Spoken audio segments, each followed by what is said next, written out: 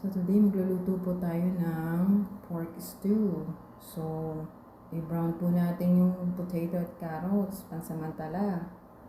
Ayan po muna una natin lulutuin. Tapos po isa-set aside po natin muna yan. Ayan.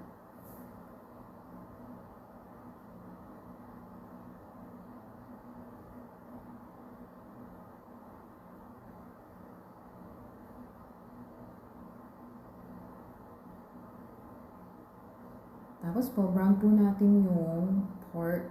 Cube pork po yan. Tapos pagka brown na po yung pork, lagyan po natin ng minced garlic.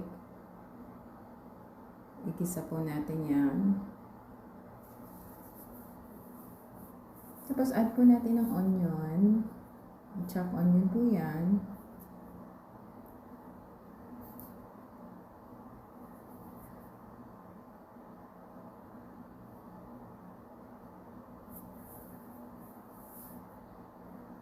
Yan, paghalo-haloin lang po natin para malasa. Tapos lagyan po natin ng mga kamatis. Kahit na po anong klaseng kamatis yung gusto nyo ilagay. Pwede po, basta chopped tomatoes po lang. Tapos lagyan po natin ng isang tasa na chicken broth.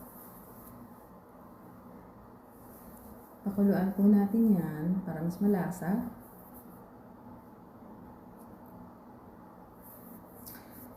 Ayan. Tapos, lagyan po natin ng soy sauce, tomato paste po,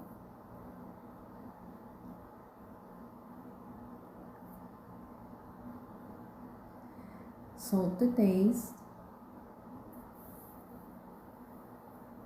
tapos po mga pepper, black pepper to taste. Paghalo-haloin po natin, pakuluan po natin. Tapos so,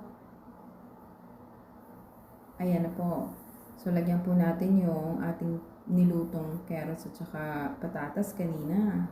Ilahak na po natin. Tapos lagyan po natin ng green peas. O pagkatapos po no, lagyan po natin ng kahit na po anong bell peppers na gusto ninyo.